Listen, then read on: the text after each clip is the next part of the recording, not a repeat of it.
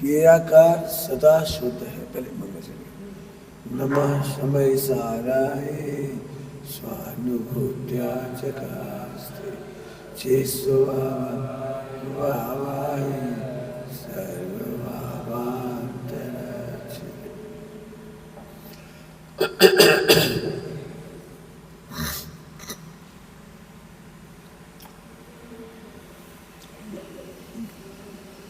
सम्यक दर्शन और सम्यक केवल ज्ञान, इन दोनों का अंतर समझ लो। सम्यक दर्शन होने के लिए जैसा ज्ञेय है वैसा झलकना जरूरी नहीं, बस वो हे झलकना चाहिए। चाहे जैसा जान ले, लेकिन हे गे उपाधि इसका निर्णय करते से सम्यक हो जाता है।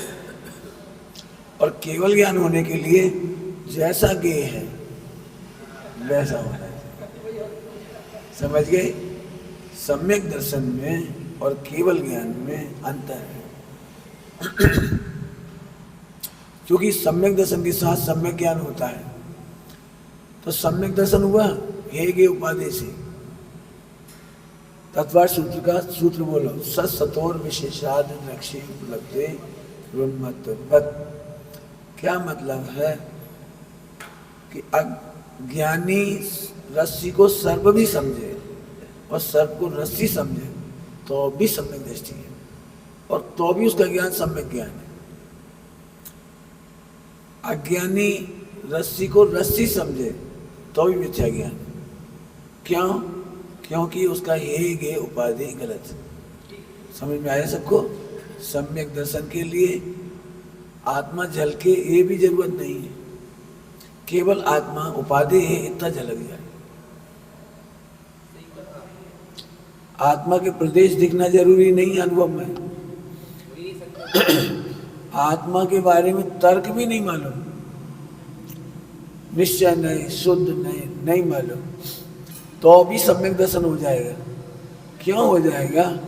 क्योंकि त्रिकाली को उपाधि कर रहा है। समझ में आया? त्रिकाली को उपाधि मान रहा है। त्रिकाली को उपाधि अनुभव करने से सम्यक हो जाता है। कुछ समझ में आया? फिर से आवाज तो ऐसी रहेगी, ताकत लगाओ, आप सुनेगा नहीं, सुनने समझने की कोशिश करो। आज तो और ज्यादा नहीं, ताकत नहीं लगा, तुम ताकत लगा जी कह रहा हूं। सम्यक दर्शन के लिए आत्मा के प्रदेश दिखना जरूरी नहीं। नंबर 1, आत्मा के बारे में गाथाएं मालूम हो जरूरी है? नहीं। आत्मा के बारे में तर्क मालूम हो जरूरी नहीं। आत्मा के बारे में विचार करने की शक्ति हो जरूरी नहीं। केवल उपाधि को उपाधि माने बस। तो त्रिकाली को उपाधि मानते ही आत्मा ज्यों का त्यों नहीं दिख रहा है, और आत्मा की चर्चा वार्ता गाथाएं भी नहीं मालूम, तो भी त्रियंच गति को आत्मा में उपाधि पना आते से सम्यक हो गया, और उसका जितना ज्ञान हो सब सम्यक ज्ञान हो गया। सम्यक दृष्टि तो नहीं हुआ। कौन? 11 अंगनों का पाठी, वो आत्मा की बहुत व्याख्या जानता है, गाथाएं जानता है, शिवोपम बहुत है, लेकिन वो आत्मा को हे समझ रहा है, तो उसका सम्यक ज्ञान नहीं है, मिथ्या ज्ञान।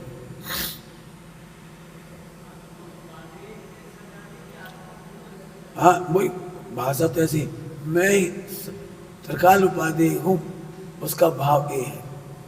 आत्मा का मतलब होता है मैं, आत्मा उपाधि अर्थात मैं उपाधि हूं, मैं ही आश्रय करने लायक हूं, मैं ही महान हूं, ये अनुभव में आ जाए, मान ले तो सम्यक दर्शन हो जाता है। परंतु केवल ज्ञान के लिए जैसा विश्व है, द्रव्य गुण पर्याय जैसी है, 3 लोक 3 काल की, वो वैसे ही झलकनी चाहिए। तो केवल ज्ञान में तो जो का त्यों झलकेगा, बाकी झलकना जरूरी नहीं। ज्ञान की योग्यता जो कि निश्चित है, बस ठीक है। एक प्रश्न जवाब समझ में आ गया। अभी केवल 2-4 बातें बता रहा हूँ।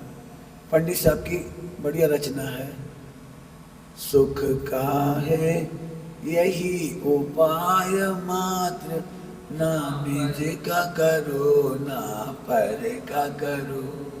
सुख का ये उपाय है, ना निज का करो। ठीक है, तो अब इससे पता लग गया मैं ज्ञाता हूं और स्वयं का भी अकर्ता और पर का भी अकर्ता। सुबह की भाषा रिपीट कर रहा हूं, भूतकाल में ही नहीं वर्तमान में भी चारों कसाएं चाहे जितनी खराब हो, चारों कसाएं अनलिमिटेड खराब हो, चारों संज्ञाएं भयानक हो, आहार भय मैथुन परिग्रह, तो भी आत्मा त्रिकाल उपादेय है, बिल्कुल मलिन नहीं हुआ। इतनी श्रद्धा का नाम सम्यक दर्शन। आत्मा का विचार करने की भी शक्ति ना हो, केवल ये समझ में आ जाए उसे कि मैं आत्मा हूं, बस इतने में सम्यक दर्शन हो जाता है। अब इतना सरल, इससे ज्यादा सरल सम्यक दर्शन क्या हो सकता है? समझ में आया? अब एक बात कह करके समझाता हूं, कोशिश करता हूं इतना डिस्टरबेंस में आप समझ जाए। मिटा दूं?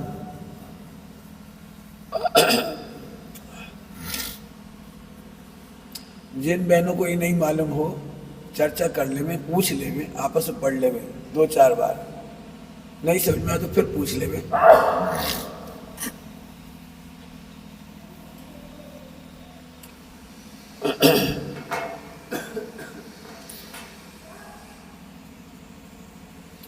देखो,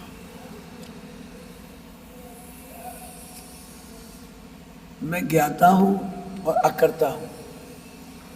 ध्यान से सुनो, ज्ञाता हूं और अकर्ता हूं।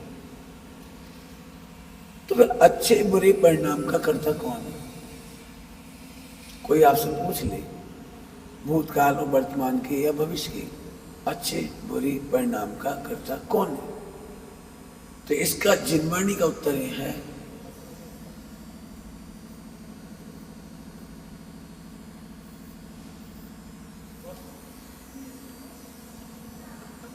अज्ञानी नियति को नहीं जानता। क्या बोला? अज्ञानी नियति को नहीं जानता। 3 काल की सारी पर्याय नियत है, और नियत समय पर होने से कहलाती है नियति। 3 काल की पर्याय खचित है। 3 काल की पर्याय अपने स्व समय में होती है।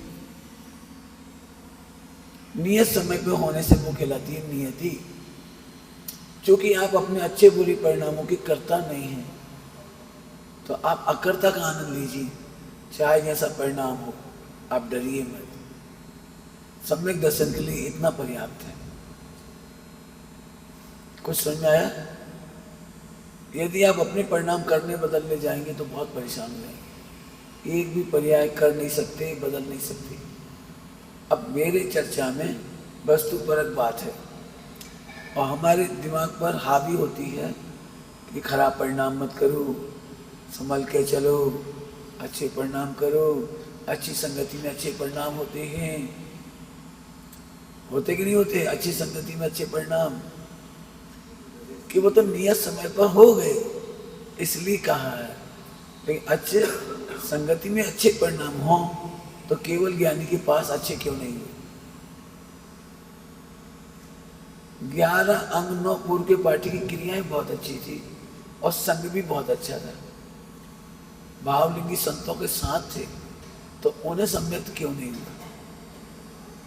ये केवल कहने की बात है कि अच्छे परिणाम करो, अच्छी संगति में परिणाम सुधरेंगे। और एक जैसा खाए अन्न वैसा होवे मन, ये सब कहने की बातें हैं, यथार्थ नहीं। अब यहाँ डर लगता है लोगों को कि अच्छे बुरे परिणाम को नियति कह के छोड़ दें। छोड़ नहीं दें। तुमने करा क्या है आज तक?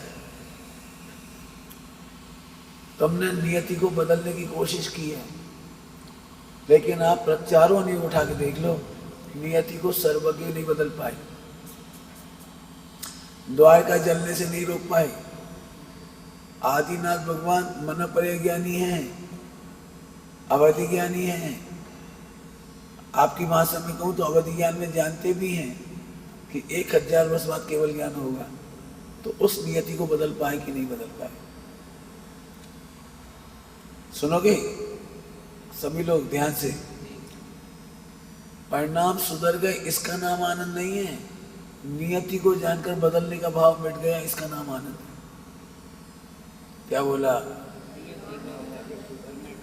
हाँ, मेरे अकॉर्डिंग परिणाम हो गए, मेरे अकॉर्डिंग सम्यक दर्शन ज्ञान चाहित हो गया, मेरे अकॉर्डिंग घर चल गया, इसका नाम आनंद नहीं है। जो हो रहा है सही हो रहा है, इसको जानकर आनंद करने का नाम है सम्यक दर्शन।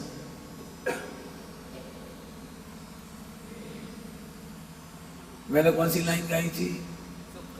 सुख का है यही उपाय, मात्र ना निज का करो न पर का करो। समझ में आ गया? तो अच्छे परिणाम हमें नहीं करने और खराब परिणाम हमें नहीं करने। अब हमारे हाथ में कुछ नहीं बचा, तो हम नियति के भी ज्ञाता बचे। क्या कह रहे? हम नियति के भी ज्ञाता बचे।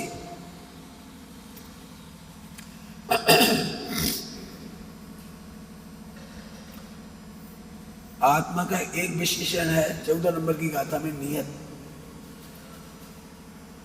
नियत, नियति बदलती है और नियत रहता हूं। क्या कहा? नियति बदलती है और मैं नियत रहता हूं। समझ में आया कुछ? क्या कहा? पर्याय को कहते हैं नियति और ध्रुव को कहते हैं नियत।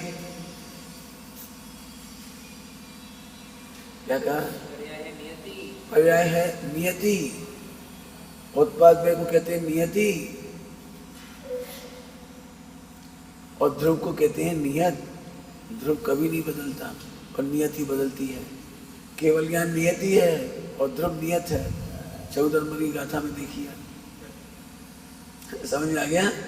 अब बताओ, सम्यक दर्शन इसका नाम है। आनंद करने के लिए सम्यक दर्शन की जरूरत ही नहीं पड़ती। कुछ कहूं? कुछ कहूं? आनंद करने के लिए सम्यक दर्शन की जरूरत नहीं पड़ती है। आनंद करने वाले को सम्यक होता है।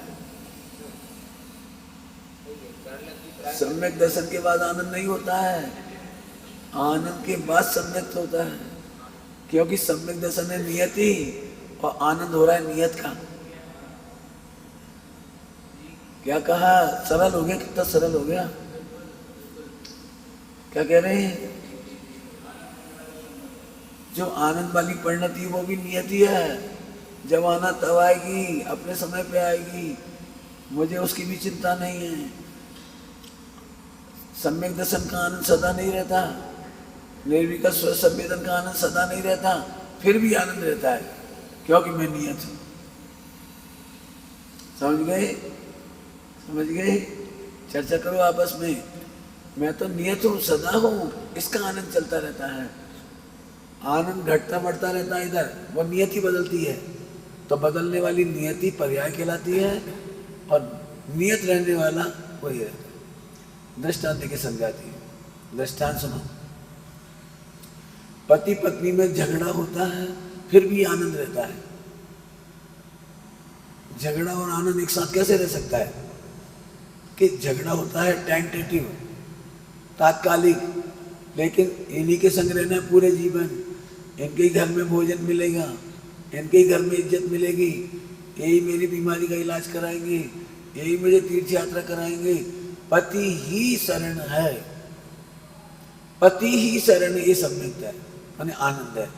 झगड़ा हो जाता तो ऐसा भी लग जाता, बहुत बुरा भी लग जाता है, बहुत बुरा भी लग जाता है, लेकिन आनंद कम नहीं होता। समझ में आया कि नहीं आया? मेरा बेटा है, इसका आनंद बना रहता है, गुस्सा भी आ जाती है, मार भी देते हैं बच्चे को, रोता है, पढ़ता नहीं है, तकलीफें होती हैं, तो बुरा लगना अलग बात है और आनंद होना अलग बात है। तो समझ में आ गया सबको? ये है नियत और पर्याय है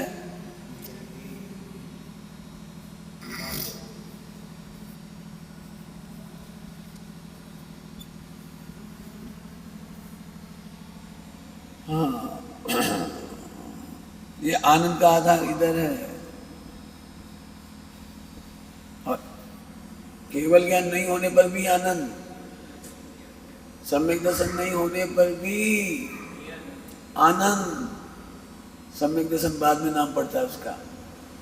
सम्यक सन्मुख और सम्यक दर्शन में इतना ही फर्क है कि नियत का आनंद आना चालू हो गया, लेकिन कर्णानुयोग से अभी उसको वो नहीं मिला। यूँ समझो, हवाई जहाज का वो होता है टिकट, हवाई जहाज का टिकट कंफर्म टिकट है, लेकिन अभी वो बोर्डिंग पास नहीं बना, तो निश्चिंत बैठा है कि नहीं बैठा है?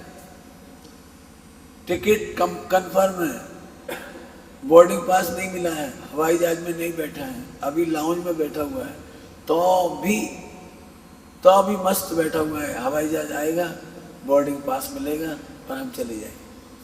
तो समय माने पहले ही गुणस्थान में इतना काम हो जाता है, उसका नाम चौथा गुणस्थान कहलाता है। इसे आप 5 लब्धियों में पढ़ेंगे, जो करण लब्धि, अपूर्व करण आदि है। उसके ठीक पहले अध्यात्म में हम निर्जरा स्वीकार नहीं करते, लेकिन सम्यक सन्मुख को निर्जरा चालू हो गई। वो निर्जरा सम्यक होने के बाद नहीं होती, वो पहले हो जाती है। हाँ, बड़ी निर्जरा बहुत बड़ी निर्जरा होती है पहले, मिथ्या दृष्टि को। बहुत बड़ा काम होता है, 70 करोड़ कोड़ी का अंता कोड़ा कोड़ी, और बहुत सारी प्रकृतियां ऐसी ऐसी हो जाती हैं। सम्यक दर्शन तो केवल ताज पहनाना है, यूँ समझ लो, समझाने के लिए दृष्टांत। सम्यक सन्मुख का मतलब है कि नरेंद्र मोदी की पार्टी बहुमत से जीत गई। नरेंद्र मोदी की पार्टी पूरे हिंदुस्तान में बहुमत से जीत गई। अब नरेंद्र मोदी प्रधानमंत्री है या नहीं है? नरेंद्र मोदी प्रधानमंत्री है या नहीं है? सारी दुनिया उसे प्रधानमंत्री की तरह ट्रीट करती है। आपको मालूम है कि नहीं है? जब अंतिम बार वहाँ जाते हैं ना मिलने के लिए, सरकार बनाने के लिए निमंत्रण मिलता है राष्ट्रपति से, तो राष्ट्रपति के पास जाते हैं खाली हाथ और लौटते हैं 500 की एसपीजी लेके। जबकि अभी सम्यक दृष्टि नहीं हुआ, मतलब प्रधानमंत्री नहीं हुआ। प्रधानमंत्री तो सिग्नेचर के बाद होगा, वो प्रधानमंत्री तो और सेरेमनी के बाद होगा, लेकिन उसको सम्यक सन्मुख होने पर 500 की एसपीजी गाड़ियां सब मिल जाता है, उसकी सुरक्षा मिल जाती है। ऐसे ही पहले गुणस्थान में सम्यक सन्मुख होना भी सम्यक दृष्टि से बड़ा काम है।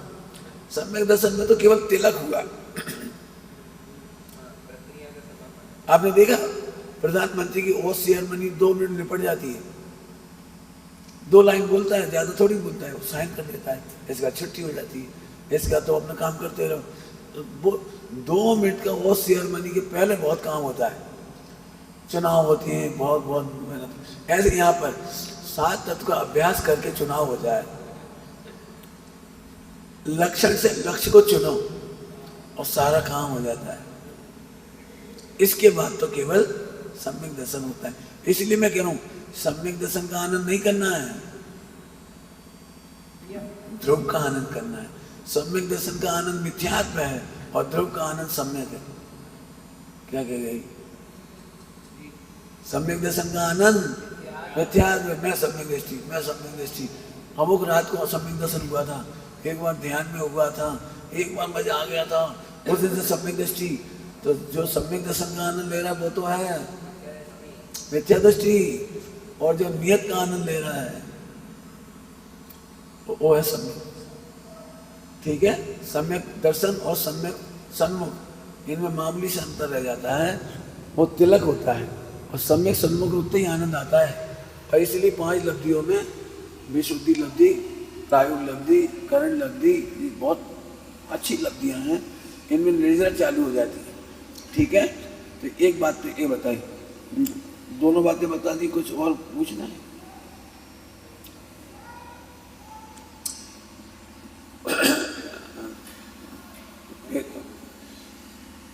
एक बहुत अच्छी पंक्ति है बनारसी दास जी की, ज्ञाता सो करता नहीं हुई, करता सो ज्ञाता नहीं हुई, करे कर्म सो ही करता रहा, करे कर्म सो ही करता रहा, जो जाने सो जानन हारा। कितना बढ़िया पॉइंट है। अच्छे और बुरे परिणाम, मिथ्या दर्शन और सम्यक दर्शन, खराब से खराब परिणाम नियति है, उसे बदलने में कोई समर्थ नहीं। मैं फिर कह रहा हूँ, एक दिन पढ़ाया था, सबसे खराब परिणाम मिथ्यात्व है। शादी करना खराब नहीं है, संज्ञाएं खराब नहीं है, कसाएं खराब नहीं है, कुछ भी खराब नहीं है, मिथ्यात्व तक खराब नहीं है, क्योंकि मिथ्यात्व आत्मा में कोई फेर फार नहीं कर पाता, इसलिए खराब नहीं है। तू अपने को परिपूर्ण नहीं मानता, ये बात खराब है। मिथ्यात्व में दम नहीं है, तुझे खराब कर दे, तू खराब मानता है, ये मिथ्यात्व बुरी बात है। कोई कागज में पूछना, बोला